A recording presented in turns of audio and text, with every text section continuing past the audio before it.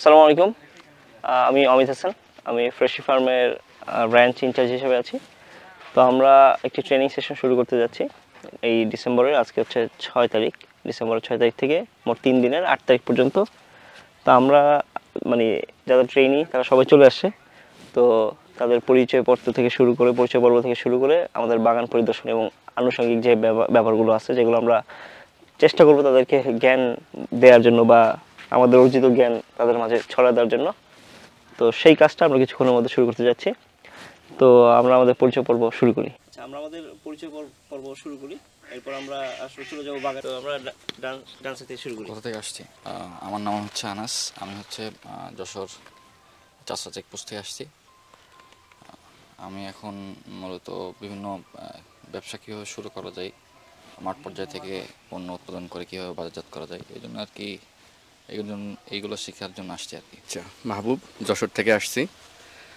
তো এটা আর কি, যে কীভাবে পণ্য উৎপাদন করে মাঠ পর্যায় থেকে উৎপাদনকে কীভাবে গ্রাহক পর্যন্ত পৌঁছায় দেওয়া যায়, এটা মূলত শেখার জন্যই আসছি।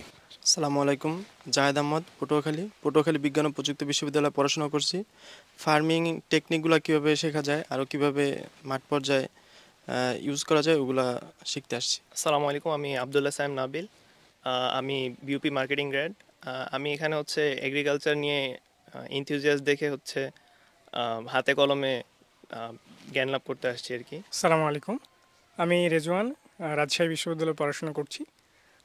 পড়াশোনার পাশাপাশি আমি আপনার রুট লেভেলের যে পণ্যগুলো আম, লিচু, গুড় এগুলো নিয়েও কাজ করছি। আর আমার অ্যাগ্রো এবং ফার্মিং নিয়ে বেশ ভালো আগ্রহ আছে।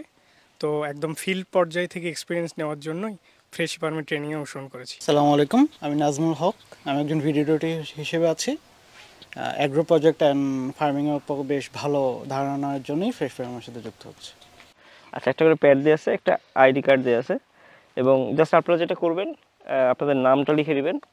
এখানে ব্যাচ নাম্বার, স্টুডেন্ট আইডি এবং ট্রেনিং সেশন দেওয়া আছে। আর প্যাডে আপনাদের যে নোটস যেগুলো সেগুলো লিখে নিতে পারেন। এবং আমরা লাস্ট দিন এই যে আমাদের যে আজকে, কালকে এবং পরশু দিনের যেগুলো আসলে বেসিক যে নলেজ দিতে হবে সেগুলো আমরা একটা শিট দিয়ে দিব। তারপরে যেগুলো নোট করা উচিত তার জন্য এই প্যাডটা দেওয়া আর কি। হ্যাঁ, একটা দিয়ে দাও, সবাইকে দিয়ে দাও।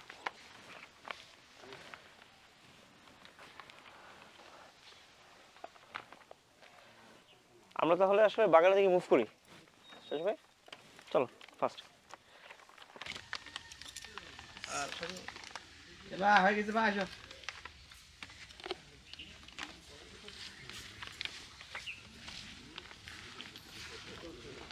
হ্যাঁ,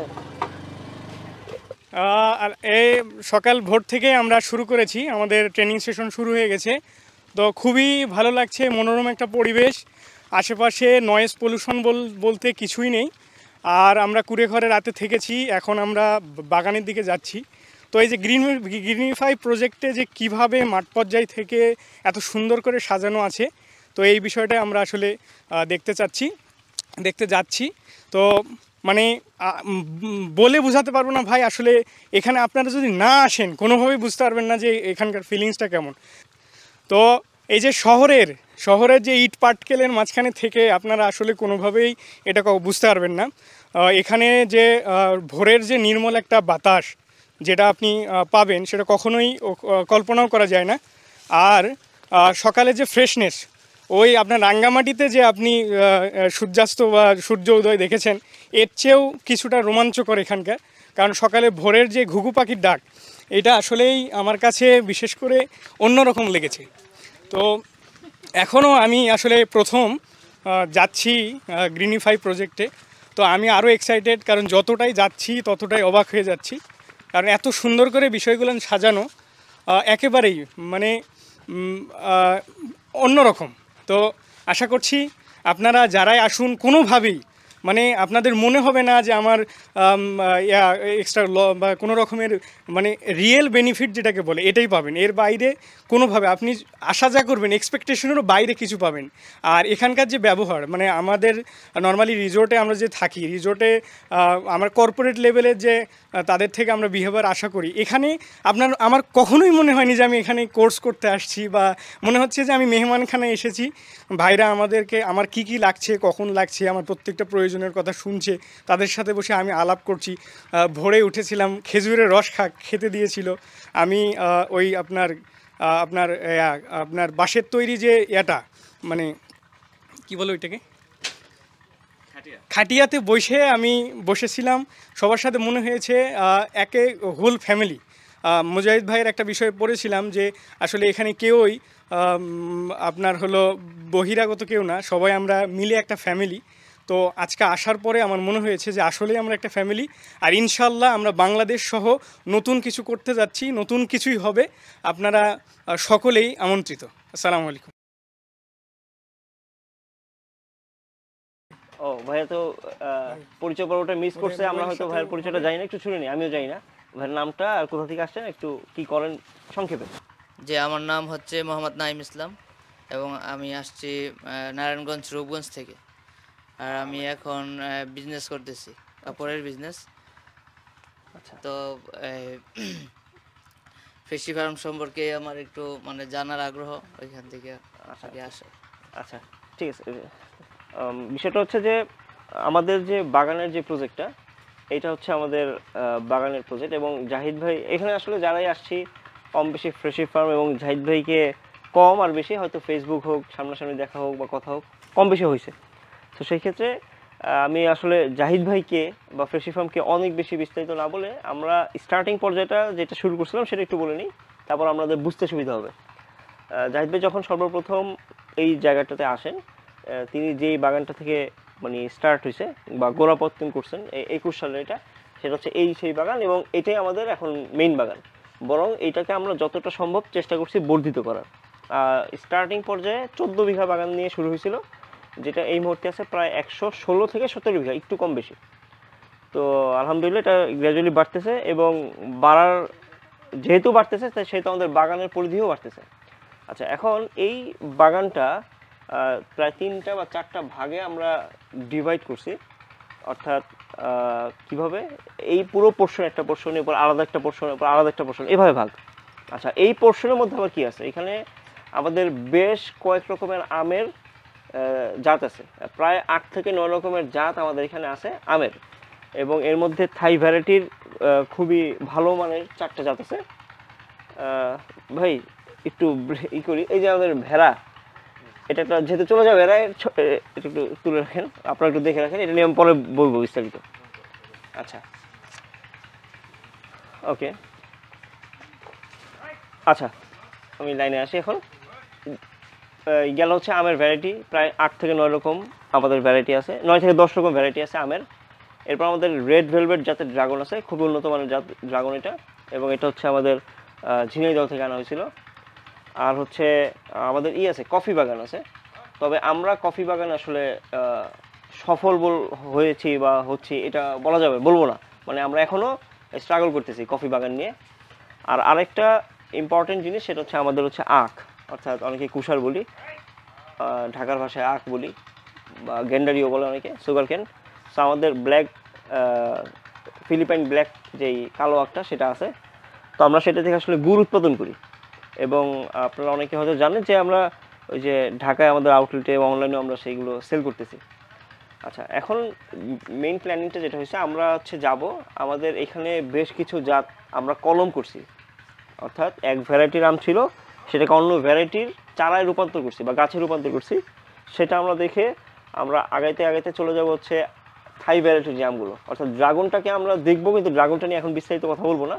আমরা থাই ভ্যারাইটির আমের জাতগুলো দেখে চলে যাবো একদম নিচের দিকে, হচ্ছে আখের যে বাগান বা কুশারের বাগান, সুগার কেন যেটা, সেখানে ওইটা দেখে পরে আমরা আসলে এর ভিতরে তো বিস্তারিত আলোচনা হবেই।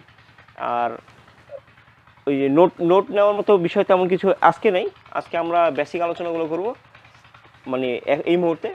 আর আলোচনার মেইন বিষয়বস্তু যেগুলো নোট ডাউন করতে হবে, সেটা প্ল্যানিংটা এমনভাবে করছি যেন কালকে এবং পরশু, ঠিক আছে? তো আমরা আসলে মূল সিনারিওটা যদি দেখতে চাই, তাহলে না দেখলে আসলে বুঝবো না, এর জন্য এই সেশনটা আমরা এইভাবে করছি আর কি। হ্যাঁ, তাহলে আমরা আগে যাই। হ্যাঁ, ওর কি চলে আসছে মহিষ? আচ্ছা, তা আমরা এই দিয়ে আগে আসি। সাথী ফসল করা হয়।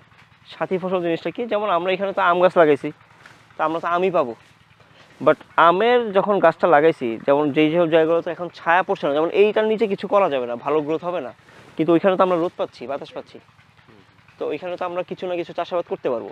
এই যে কিছু না কিছু চাষাবাদটাকেই বলা হয় সাথী ফসল। এখন আমরা এখানে যে সাথী ফসলটা করছি এটা হচ্ছে রসুন। এভাবে রসুন করা যায়, পেঁয়াজ করা যায়, আলু করা যায়, আদা করা যায়, মানে অনেক ভ্যারাইটি আছে যেগুলো করা যাবে। লাল শাক, যেমন আমরাই লাল শাক করছি, করতেছি, যেমন এইটাতে লাল শাক দেওয়া আছে, ওই যে একটা প্যাকেটটা দেওয়া আছে লাল শাক, এখানে আনারস দেওয়া আছে, যদিও এটা বরেন্দ্র কর্তৃপক্ষ আমাদেরকে দিছে, যেটা সাউন্ড হয়তো আসতেছে পাচ্ছেন, ওইখান থেকে আসলে পানি আমাদের সাপ্লাই করা লাগে। আর এই অঞ্চলে পানি ছাড়া খুবই টাফ। অদূর মানে অনেক আগে এক ফসলি জমি ছিল, অর্থাৎ বৃষ্টির উপরে নির্ভর করে এক ফসলি জমি হতো, বাট নাও এডেজ ডিপ হওয়াতে একবার দুইবার তিনবার চাষাবাদ করা যাচ্ছে আর বাগান হচ্ছে আর কি। হচ্ছে আপনার আমরুপালি জাতের গাছ। আমরুপালি কিন্তু অত্যন্ত সুমিষ্ট একটা জাত এবং খুব মজাদার আমরুপালি, কিন্তু আমরা এগুলোকে সবগুলোকে কাটিং করে অলরেডি করে ফেলছি হচ্ছে কাটিমন। এই যে এখানে এই যে রোপণ করা হয়েছিল তখন কি কলম ছিল? যখন আচ্ছা, যখন এই অঞ্চলে যেই সকল চারাগুলো রোপণ করা হয় এগুলো কিন্তু কলমেরই।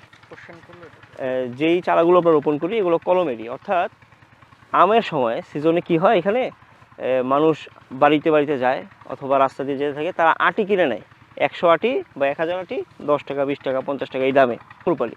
তো আমরা এটাকে কি করছি, এই যে কাটিমনে রূপান্তর করছি। আর কাটিমনের জাত সম্পর্কে কতটুকু জানেন যায় না, এটা হচ্ছে 12 মাসি আম। শুধুমাত্র মৌসুম সময়টা এটার আম মিষ্টতা অত বেশি থাকে না, বাট আদার্স অন্য সময় যে আমটা হয় সেটা খুবই মজাদার। আম্রপালি থেকে কাটিমনে যাওয়ার ব্যাপারটা কি আসলে, আমরুপালি অত্র অঞ্চলে আম্রপালি তো এটাই বলতেছি, এই অঞ্চলে প্রচুর পরিমাণে আমরুপালির বাগান। তো জাহিদ ভাইয়ের প্ল্যানিংটা ছিল এরকম, এবং যেটা আমরা অলরেডি ফলাফল পেতে যাচ্ছি বা পাচ্ছি, বা আরও 5 বছর পর আরও বেশি পাবো, সেটা হচ্ছে এত বেশি এখানে আমরুপালি, এত বেশি, অর্থাৎ আমাদের আসলে ব্যাপারটা কি হয়, আমরা সবাই যা করতেছে আমরা সবাই চলে যাই সেটার পিছনে। সো আমরুপালির সহজলভ্যতা এত বেশি যে সবাই আমরুপালি করতেছে, যার জন্য সিজন টাইমে যখন আমরুপালিটা নামে ওই টাইমে এমনও হয়েছে গত বছর, এই বছর না, এবছর তো আসলে জুলাই আন্দোলন বা বিভিন্ন কারণে বাজারটা এইভাবে করা যায়নি, মানে অনেক প্রতিবন্ধকতা ছিল। মৌসুমটা ব্যতীত কিন্তু এই আমটার চাহিদা ভালো, কারণ আম তো নাই, তখন এই আমটা মানুষ 10 টাকা দিয়ে বেশি হলেও খাবে, আর সুস্বাদু আম, সো মানুষ নিবে। আম্রপালির চেয়ে কি এর জন্য কি আলাদা অন্য বেশি কি পরিচর্যা বা অন্য কিছু এক লাগছে কিনা? আমি এই পদ্ধতিগুলো আমি কালকে আলোচনা করব কি কি করি। তবে এটাতে যেহেতু অটাইমে মুকুল আসতেছে, অর্থাৎ ওই আমরুপালি বা সিজনের যে আমগুলো সেগুলোর মুকুল আসতেছে নির্দিষ্ট টাইমে, রাইট? কিন্তু এইটা তো অটাইমে, অর্থাৎ এখন টাইম না, কিন্তু এখন মুকুল আসতেছে, এখন আমি আমটা নিব, তাহলে অবশ্যই তার পরিচর্যা লাগবে, কেননা ওই মুকুলটা আমার ধরে রাখতে হবে, অর্থাৎ কুয়াশাটা থেকে বাঁচানোর জন্য লাইট দিয়ে লাইটিং ব্যবস্থা করে। তো এই টাইম আসলে আম হবে না, মোটামুটি জানুয়ারি ফেব্রুয়ারির দিক থেকে আবার আম শুরু হবে। কুয়াশায় কিন্তু আমের মুকুল নষ্ট হয়ে যাবে। এগুলো দাও, যেমন কিছুদিন পরে এটা কেটে দেওয়া হবে, এই টেপটাও কিছুদিন পর কেটে দেওয়া হবে, অর্থাৎ ব্লেড দিয়ে জাস্ট কেটে দিয়ে দিবে, অর্থাৎ যখন এটা অ্যাটাচ হয়ে যাবে তখন কেটে দিবে। এখনও কেটে দিলে এটা পড়ে যেতে পারে, লেগে গেছে তাও পড়ে যেতে পারে, কিছুদিন পর এটা কেটে দিবে, জাস্ট ব্লেড দিয়ে কেটে দিবে। আমাদের তো প্রুনিং করা লাগে, যেমন আমি কালকে এটা হাতে কলমে দেখাবো প্রুনিং, এই যে প্রুনিং, এটা তো কাটা ডাল, যাই হোক প্রুনিংটা হচ্ছে ডাল কাটা, আমি এটা কালকে দেখাবো। ডাল কেটে দিলাম, এই যে ডালটা যে আমি কেটে ফেলে দিলাম, এটা তো ফেলে দিলাম, আরও একটা গোষ্ঠী আসবে আমাদের মতো, যারা তাদের বাগানটাকে ওই কাটিমলের বাগানে রূপান্তরিত করবে, তাহলে তাদের সাথে সে আমার সাথে কন্ট্যাক্ট করবে, ভাই আমাকে এমনভাবে ডালটা কেটে দেন যেন আমি এটা কলম করতে পারি। তখন আমি প্রুনিংটা এমনভাবেই করবো যেন তার আবার কাজে লাগে, আমি তাকে সেটা সেল করতে পারবো। অর্থাৎ ফেলে দেওয়া জিনিসটা সে আবার কিনে নিচ্ছে, 8 আনা দাম, 1 টাকা দাম, 1.5 টাকা দাম, 2 টাকা দাম, মানে সাইজের উপরে, কোয়ালিটির উপরে, ভেরিয়েন্টের উপরে, আবার ডিমান্ডের উপরে যে কতগুলো সে নিবে। আচ্ছা, আমরা যখন নার্সারিটা যাব তখন এটা বললে আরও বেশি ভালো হবে। কেন, আমরা যখন থাই ভ্যারাইটির গাছগুলো নিয়ে আসছি এগুলো পঞ্চগড় থেকে আনা হয়েছিল, পঞ্চগড় থেকে, কিন্তু আমরা এখন বিশাল একটা নার্সারি করে ফেলছি ওই থাই ভ্যারাইটির, ঠিক আছে? ওই যে আটি নিয়ে আমরা কিন্তু চারাগুলো করছি, আটি নিয়ে চারাগুলো করার পরে আমাদের যে কাটিং, সেই কাটিং দিয়ে হওয়ার পর যে আটিগুলো ছিল এগুলো সংরক্ষণ করছি, তারপরে ওটা থেকে চারা হয়েছে। চারা হওয়ার পরে আমাদের যে কাটিং, থাই ভ্যারিয়েন্টের কাটিংগুলো, চাকাপাত, অস্টিং, চিয়াংমাই, 3 টেস্ট, এই 4টা জাত আমাদের থাই ভ্যারাইটি আছে, ওইটা দিয়ে আবার আমরা কি করলাম, কাটিং অ্যাড করে ওই চারাটাকে ওই জাতে রূপান্তর করে ফেললাম। আমরা বাগান করলাম, এখন আমি যদি এখানে আলু করি, আলুতে সার বা এটা যখন শক্তিটা দেওয়া হবে, খাবার দেওয়া হবে, তখন মাটি প্রচণ্ড শক্তি পাবে। তো এই টাইমে যদি এই বাগানটায় আমরা আলু করতে যাই, তাহলে যেটা হবে, আমরা তো ফসল একটা পাবো, রাইট? আলু পাবো না, তা আমাদের লাভ হবে না, কিন্তু আমাদের লস হবে আরেক দিকে। এই আমগুলো এখন কুশি এসে যাবে, কুশি আসবে, মুকুল আসবে। এই টাইমে যদি কুশি মুকুল আসে, এটা গাছের শক্তিটা কমায় দিবে, নষ্ট করে দিবে। তা এই বড় গাছ মানে এই গাছগুলো থেকে আমরা কিন্তু এবার আম নিব। সো এইখানে কিন্তু আমরা কিছু করতেছি না। এই গাছ কিন্তু কুশি দিবে, মুকুলও দিবে, কিন্তু আমরা তার আম নিব না, কারণ এটা তো এখন শক্তিশালী হয়নি। এটার মুকুল টুকুল সব আমরা ভেঙে দিব। করলেন আম গাছ রোপণ করার পরে আপনি কিন্তু ওই বছরই কিন্তু মুকুল পাবেন, কিন্তু আপনার উচিত হবে ওই মুকুল ভেঙে দেওয়া, ওই আম নেওয়া যাবে না। এতে নিলে একটা দুটো আম তো হবে, দরকার নেই, নেওয়া যাবে না। তারপরের বছর আম নিতে হবে। কয় ধরনের আমাদের গ্রিনিফাই কী কী থাকছে? আম, ড্রাগন, মেইন আচ্ছা পার হয়ে যাচ্ছে, সবাই শুনবে না। আচ্ছা, গাছ মূলত কি হয়, গাছের ধর্ম হচ্ছে বাড়ন্ত হওয়া। মানে গাছ কী হবে, আমরা গাছ রোপণ করলাম, সে কিন্তু বাড়তে থাকবে। মানে মানে আল্লাহ আমাদেরকে এমনভাবে সৃষ্টি করছে, যেমন ওই যে আমরা অ্যান্টিবায়োটিক নিতে নিতে এখন এমন একটা শরীর করে ফেলছি যে এই কিছুদিন পরে মনে হয় অ্যান্টিবায়োটিক নাকি কাজ করবে না, শুনতেছি। অর্থাৎ আমাদেরকে আল্লাহ এমনভাবে সৃষ্টি করছে, যেমন প্রকৃতি যখনই বা কোনো জীবাণু বা কোনো আঘাত আমরা পাই, আমরা একটা প্রোটেক্ট করার মানসিকতা গড়ে ওঠে। এটা সকল প্রাণীর ক্ষেত্রে। এখন গাছের ক্ষেত্রে কি হলো, কথার কথা, এই গাছ যদি আমি গোড়া থেকে কেটে দিই, সে তো মারাই গেল। আচ্ছা গেল, কিন্তু তার যদি এটা কেটে দিই, সে কি মারা যাবে? এই যে তার যে কেটে দেওয়া হলো, এখন তার ভিতরে ওই জিনিসটা ইনপুট করা আছে, গড গিফটেড, আল্লাহ দেওয়া, যে সে আঘাতপ্রাপ্ত হয়েছে। এখন এখানে কয়টা ডাল? একটা ডাল। আচ্ছা আমি কেটে দিলাম, গিট কই? এই যে গিট, আমি এখানে কেটে দিলাম, একটা ডাল না। এখন আমি এখান থেকে কাটার পরে 2টা থেকে 3টা বেরোবে। আচ্ছা এটা এই যে গিট, এই যে গিট না, এই যে গিট না, এটা হবে না, এটা জ্বালা, এটা নতুন তো, এটা নতুন করে হ্যাঁ হ্যাঁ হ্যাঁ। আচ্ছা গিটের একটু এই যে একটু এই যে একটু উপরে। আচ্ছা সহজ ভাষায় বলতে গেলে সাইকোলজিটা কেমন, যে আরে ভাই আমাকে তো কেউ আঘাত করলো, আমার তো টিকে থাকা কষ্ট হবে, তাহলে আমার একটা বেরিয়েছিল, আমি এখন 2টা বের করি, 3টা বের করি। মানে এটা হচ্ছে সহজ ভাষায় মনে রাখা। প্রথম যখন আমি আসি, যাই যখন এমনি বুঝাইতেছিল, আমিও প্রুডিং করতেছিলাম ওইদিকে। না না না না না না, ওইভাবে কাটলে গাছ মারা যাবে। যেমন ওই যে এটা যে দেখাই না, ওইভাবে কাটলে গাছ মারা যাবে। তো মুকুল আসবে, এটা তো কাটতে হবে আপনার আম নেওয়ার পরে। হ্যাঁ, আপনি আমটা নিয়ে নিলেন, আপনার আবার মুকুল আসবে 1 বছর পরে, অর্থাৎ নেক্সট সিজন।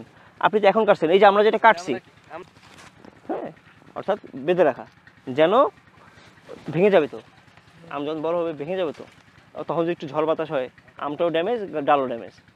এটা তো হলো ব্রাঞ্চের বিষয়টা। আপনার যখন ওই যে কলম করা হলো না, কলমটা কিন্তু প্রুনিংয়েরই অংশ।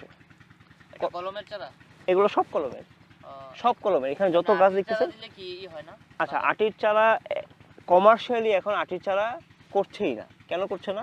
আপনার অনেক লেটে ফল আসবে। বড় বড় গাছ, অর্থাৎ এই যে এরকম বড় বড় গাছ, এই গাছগুলোকে কিচ্ছু নাই, জাস্ট ডাল এরকম পলি দিয়ে পেঁচানো, কি করছে, অন্য একটা গাছ লাগাই দিচ্ছে, কলম করছে। হ্যাঁ, বড় গাছে কলম করা যাবে। আচ্ছা এই যে বড় গাছের সে কলমগুলো করলো, সে তো অনেকগুলো ডাল লাগাতে পারলো, 1-2 বছর পর থেকে সে তো আম পাবে। কিন্তু নর্মালি উচিত হচ্ছে গাছ উঠায় ফেলে নতুন গাছ লাগানো, তাহলে আমি আবার 10 বছর রানিং হবে। কিন্তু ওইটা কিন্তু 10 বছর রানিং হবে না, আস্তে আস্তে আবার ফলন কমে যাবে। তো লাভজনক যেটা, সেটা হচ্ছে একটু গ্যাপে করাটাই ভালো বেশি। তাহলে গাছটা যেমন ওই গাছটা যদি কেটে দিল, তখন কিন্তু গ্যাপটা অনেকখানি হয়ে গেল, অনেক বেশি। এটা আগে থেকেই যদি প্ল্যান করে 8-10 বা 10-10 এই টাইপের করা যায়, তাহলে অদূর ভবিষ্যতে আর কাটা লাগতেছে না। প্রথম দিকে ফলন কম হলেও শেষের দিকে কিন্তু ভালো একটা রেজাল্ট। আচ্ছা এখন আমরা যে পদ্ধতিতে আখের বাগানটা করি, সেটা হচ্ছে রিং পিট। যদি এখানে রিং দেখা যাচ্ছে না, বাট আমরা রিং করে ফেলবো। এটা হচ্ছে আমরা ঢালাও সেচ দিতে হবে বিধায় এভাবে করে দিলাম। রিংয়ে পানি থাকবে, দুই পাশে রিংয়ে পানি থাকবে, হ্যাঁ, জাস্ট মুখ করে দিলে হয়ে যাবে।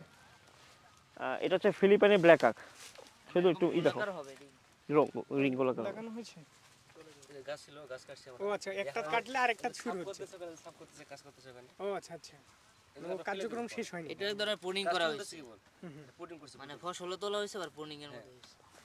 মানে আমাদের যেই ড্রাগন, আমি একটু বলি, আমাদের এই যে ড্রাগন, এই কাটিংগুলো বাজার দর এখানে এই কত অঞ্চলে করে ই করেছে? 14 থেকে 15 টাকা 16 টাকা পর্যন্ত আপ এইটা ডাউন করে। কতটুকু? মানে এক অর্থাৎ বিঘা এই না এক একটা কাটিং, এক একটা কাটিং। তো আমাদের স্পেশাল কোনো পার বীজ পিস মানে গাছ রাখা হয় এখানে। এই গাছটাই রোপণ করা এখন গাছ থেকে আমরা কিন্তু এই যে যত ড্রাগন বাগান দেখতেছেন, অর্থাৎ একেবারে শুরুতে যে আমাদের যেখানে ডিপ পানি যাচ্ছে ওই বাগানটা ছিল আমাদের বাগান, মানে শুরুর দিকের বাগান। কিছুদিন পর থেকে বেশি ভালো হবে। প্রথম সংগ্রহ করা হয়েছিল কোথা থেকে, মানে লাইক এই চারা এই চারাটা জাহিদ ভাই নিয়ে আসছে, এটা নিয়ে আসছে সম্ভবত রংপুর থেকে। আচ্ছা আচ্ছা কফিটা নিয়ে আসছে তারাগঞ্জ থেকে, রংপুর তারাগঞ্জ থেকে। এই ড্রাগন নিয়ে আসছে হচ্ছে ঝিনাইদহ থেকে, না ড্রাগন ঝিনাইদহ থেকে। আমাদের 4টা জাতের যে ভ্যারিয়েন্ট, থাই ভ্যারিয়েন্ট, অস্টিন, চাকাপাত, চিয়াংমাই, থ্রি টেস্ট, এই 4টা ভ্যারিয়েন্ট আছে পঞ্চগড় থেকে। 45 মিনিটের মতো বাগানটা ঘুরলাম। আমার কাছে পার্সোনালি যেটা মনে হয়েছে এতগুলো ইনফরমেশন পাওয়ার পর, যে এই জিনিসটা আসলে আমাদের এডুকেশনের পার্ট করতে পারলে সবচেয়ে ভালো হয়। মানে ফিল্ড অবজারভেশন, একটা ফিল্ড ওয়ার্ক, একটা সামার প্রজেক্ট বা উইন্টার প্রজেক্ট হিসেবে আমাদের এটা আসলে যদি কোনোভাবে ইনক্লুড করা যায় এটা সবচেয়ে ভালো হয়। কারণ এই জিনিস আসলে বই পড়ে এত কিছু জানা পসিবল না আর কি। হাতে কলমে যা দেখলাম শিখলাম, বই আমিও পড়ছি, কিন্তু মানে এতটা একেবারেই যে ডিটেইলস এবং প্রি প্ল্যান্ড হতে পারে একদম। এবং এখানে একটা ইন্টারেস্টিং বিষয় দেখা গেল না, যে প্রবলেম বা সমস্যা বা প্রতিবন্ধকতা না দেখে, সম্ভাবনা দেখেই কিন্তু প্রত্যেকটা প্রসেস, যেমন প্রথমের দিকে ফ্রেশি ফার্মে যতটা আমরা দেখলাম যে তারা নার্সারি থেকে সোর্স করতো দেশের বিভিন্ন জায়গা থেকে, এরপর শুধু তারা সোর্সের উপর নির্ভর না করে নিজেরাই কিভাবে বাগান থেকে নিজেরা কাটিং তৈরি করতে পারে। প্রথমে দেখলো যে আম্রপালি একবার ফলন দেওয়ার পরে দেখতেছে যে ওটা সাপ্লাই ডিমান্ড মিলতেছে না, যে প্রচুর রিসোর্স তৈরি হয়ে যায়, মার্কেটে ওটা ভ্যালু থাকে না। ওটা হচ্ছে প্রুনিং করে কলম করে হচ্ছে কাটি মনে চলে গেছে যাতে মার্কেটের সাথে অ্যাডজাস্ট করতে পারে। এই জিনিসগুলো খুবই ভালো, মানে প্রবলেম অ্যারাইজ করছে, একটা সলিউশন দিচ্ছে। ভাই একটা বিষয় খেয়াল করেছেন, যেমন ধরেন মানে ভিন্ন কিছু কিন্তু করা হয়নি, যে একেবারেই ভিন্ন কিছু করা হয়নি, এই অঞ্চলে যেটাই চলছে ওইটাই করছি, কিন্তু একটু ডিফারেন্ট ওয়েতে। মানে অ্যাডাপ্টেশনটা ছিল, মানে এই জিনিসটার জন্য একটু ইউনিক এই ফ্রেশি ফার্মের কাজগুলো বা গ্রিনিফাই প্রজেক্টের কাজটা।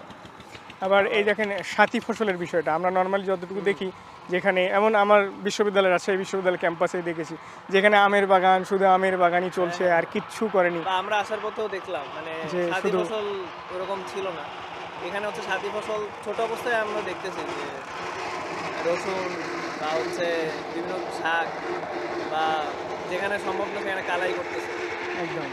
আবার কাজে লাগানো আর কি, কাজে লাগানো। আমার আমের জাতগুলোর ব্যাপারটা খেয়াল করেছেন কিনা, দেখেন একদম ডিফারেন্ট জাত এবং বেঞ্চ মেকিং করে আসলে ই করা হয়েছে।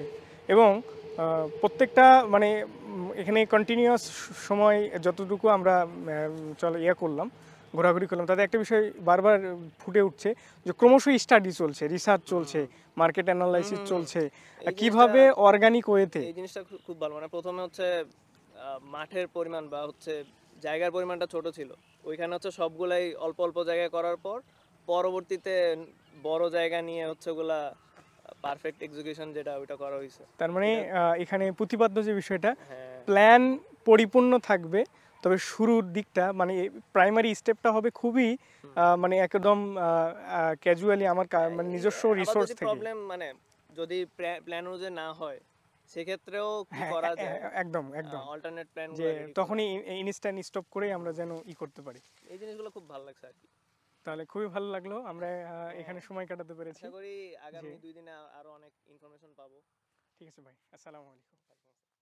আমাদের খামারে, গরুর খামারে যে আমরা মোটামুটি আসরের নামাজটা খামারেই পড়বো এবং আসরের নামাজের আগে চেষ্টা করবো যতটুকু আমরা একটু আলোচনা করার, নামাজের পর একটু চায়ের বিরতি, ওইটা হয়তো 10-15 মিনিট বা আধা ঘন্টা একটা ব্যাপার। এরপর আবার খামারের কিছু নিয়ে হয়তো আলোচনা করে ওই যে বিশদ যে বিষয়গুলো, অর্থাৎ কোনটা হচ্ছে আমাদের সার, কোনটা হচ্ছে আমাদের বালাইনাশক, বা কোনটা হচ্ছে আমাদের চারার সিস্টেম কি, রোপণটা কখন কি, মানে ডিটেইলস যে বিষয়টা, এটা আমরা আজকে আর করবো না, এটা আমরা আগামীকাল সকাল থেকে শুরু করবো। আর ওই একই রকম বাগানের যে 4টা প্রসেস এবং কিছু সাথী ফসল নিয়ে আলোচনা করার পরে আমরা যখন আমাদের খামার নিয়ে আলোচনা করব, ওইটা বাগানটা শেষ হওয়ার পরে। আর এরপর আমরা একটা সময় এরকম রাখবো যে আসলে কারো কোনো বোঝার কোনো ভুল আছে কিনা বা জানার কিছু আছে কিনা বা কোনো ইনফরমেশন গ্যাপ আছে কিনা, ল্যাকিংস আছে কিনা, এভাবে আর কি গোছানোর চেষ্টা করছি। তো আশা করি আজকে আমরা এখানে নামাজের আগে শেষ করতে পারি। ঠিক আছে, 12টা শহীদুল চাবি তোমার কাছে আছে? আচ্ছা, কটা বাজে? আমরা হচ্ছে ফ্রেশ হয়ে আমরা হচ্ছে নামাজের জন্য রেডি হয়ে যাবো। নামাজের পর আমরা ওই রিসোর্টেই খেয়ে নিব।